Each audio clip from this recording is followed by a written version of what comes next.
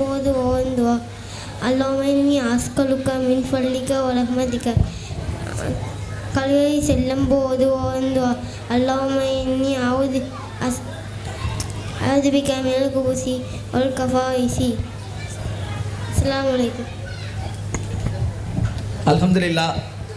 முயற்சி செய்து தான் கொண்டு வந்த கருத்தை இங்கே தெளிவாக சொல்லிவிட்ட மாணவரின் கல்வியறி அல்லாஹ் வளப்படுத்துவானாக. அடுத்ததாக ஹதீது ஒன்றை நம் நினைவிற்கு தர முனைகின்றார் மாணவர்கள் மரியம் மற்றும் முஸ்தபா.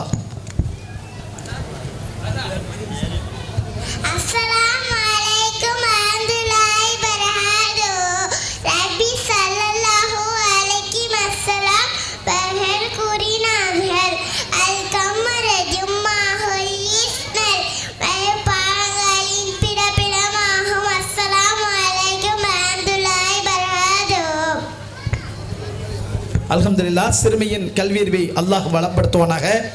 அடுத்ததாக குர்ஆன் இயம்புவது நீங்கள் நன்றி கொன்றவர்களாக ஆகிவிட வேண்டாம். ஆம், நன்றி நவிழ்தலின் சிறப்புகளை எடுத்துரைக்க இதோ வருகை தருகிறார் மாணவி சஃப்ரீன்.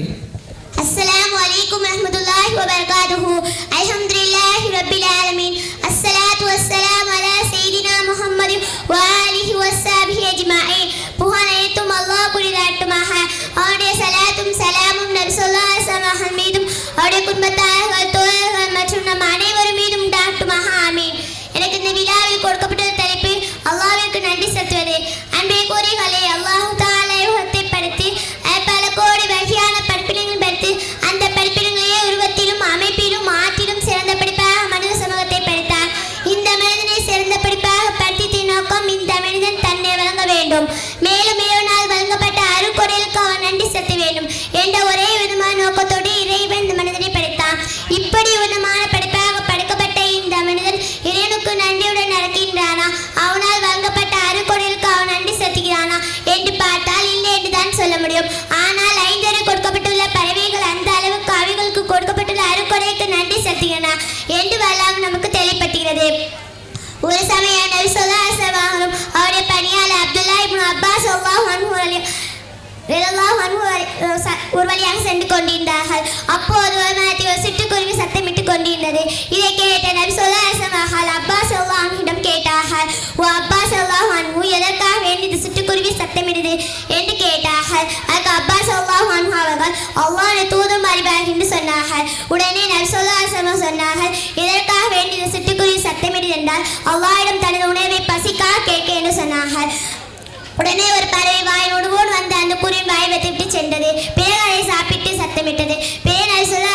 அப்பாஸிடம் கேட்டார்கள், ஓ அப்பாஸ் ஸல்லல்லாஹு எதற்காக வேண்டி இந்த சிட்டுக்குருவி சத்தமிடுது என்று மீண்டும் கேட்டார்கள். அதுக்கு அப்பாஸ் ஸல்லல்லாஹு அவர்கள் அல்லாஹ்வுடைய தூதர் அறிவார் என்று சொன்னார்கள். உடனே நபி அவர்கள் சொன்னார்கள்,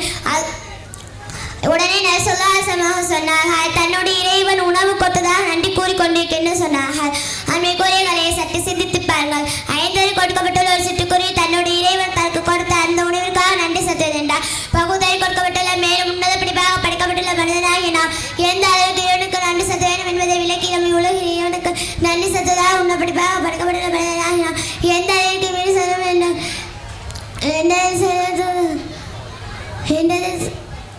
என்பதை விளக்கி நாம் உலகில் இறைவனுக்கு அறியாக உள்ளது அல்லாஹ்விற்கு பெற செல்வதாக நன்றி செலுத்ததாக அறிய சொன்னார். அஸ்ஸலாமு அலைக்கும் வரஹ்மத்துல்லாஹி வபரகாத்துஹு. அஸ்ஸலாமு அலைக்கும் வரஹ்மத்துல்லாஹி வபரகாத்துஹு.